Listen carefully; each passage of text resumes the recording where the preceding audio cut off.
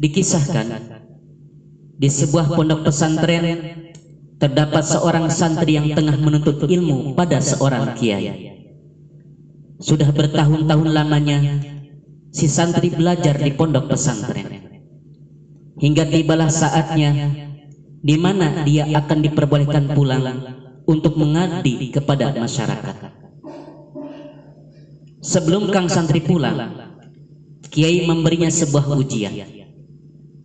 Pak Kiai kemudian berkata pada Kang santri, "Sebelum kamu pulang, dalam 3 hari ini aku ingin meminta kamu mencarikan seorang ataupun makhluk yang lebih hina dan buruk daripada kamu," ujar sang kiai. 3 hari itu terlalu lama, Kiai.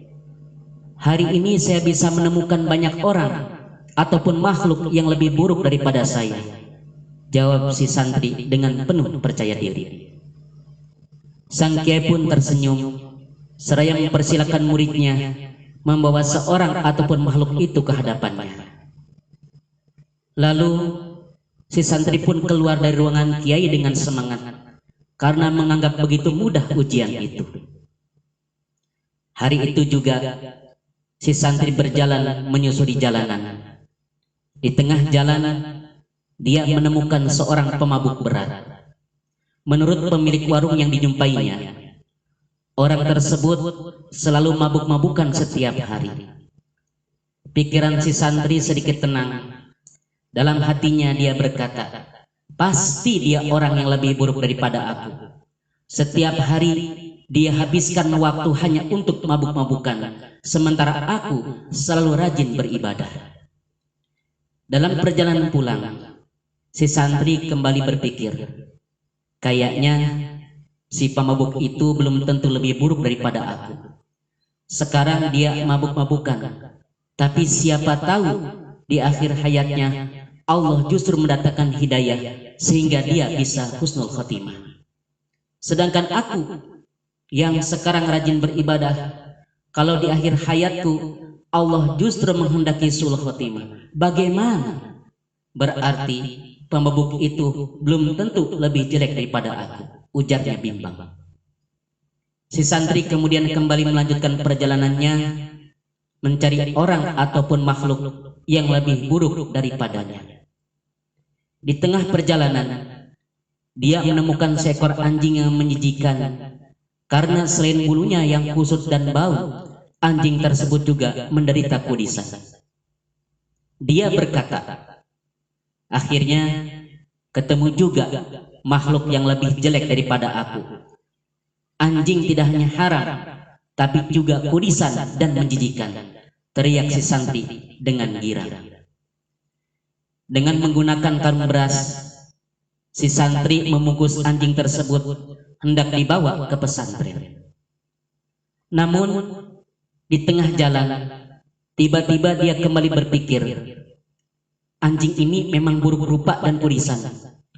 Namun benarkah dia lebih buruk daripada aku? Oh tidak. Kalau anjing ini mati, maka dia tidak akan dimintai pertanggungjawaban atas apa yang dilakukannya di dunia. Sedangkan aku harus mempertanggungjawabkan semua perbuatanku selama di dunia, dan bisa jadi aku akan masuk ke neraka. Akhirnya si santri menyadari bahwa dirinya belum tentu lebih baik daripada anjing tersebut. Hari semakin sore, si santri masih mencoba kembali mencari orang ataupun makhluk yang lebih jelek daripadanya. Namun hingga malam tiba, dia tak juga menemukannya. Lama sekali dia berpikir, hingga akhirnya dia memutuskan untuk pulang ke pesantren dan menemui sang kiai. "Bagaimana anakku? Apakah kamu sudah menemukannya?" tanya sang kiai. "Sudah, Kiai," jawabnya seraya tertunduk.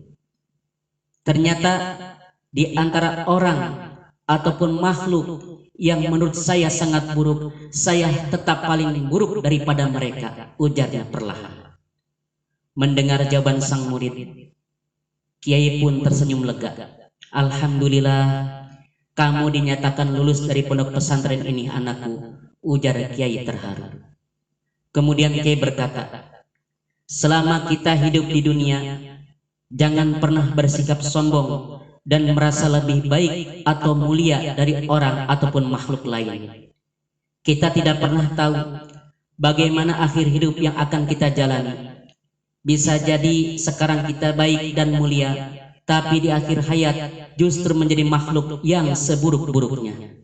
Bisa jadi pula sekarang kita beriman, tapi di akhir hayat setan berhasil memalingkan wajah kita hingga melupakan Allah Subhanahu wa Ta'ala. Rasulullah SAW bersabda, la yadkhulul jannata man kana fi qalbihi mithqalu habbatin min khardalin min kibari. Yang artinya, tidak akan masuk ke dalam surga orang yang di hatinya ada kesombongan meskipun sebesar biji sawi. Hadis riwayat Imam Muslim. Semoga sedikit ilmu yang dititipkan Allah Subhanahu wa Ta'ala di hati kita tidak menjadikan kita sombong dalam segala urusan. Dan semoga di sisa umur kita Allah berikan kita untuk bisa mempergunakan sebaik-baiknya dalam memperbanyak amal soleh dan bukan hanya disibukkan dengan urusan dunia belaka. Dan semoga kita semua menjadi lebih baik dan lebih bermanfaat. Amin ya robbal alamin. Demikian akhir kisah ini, semoga bermanfaat.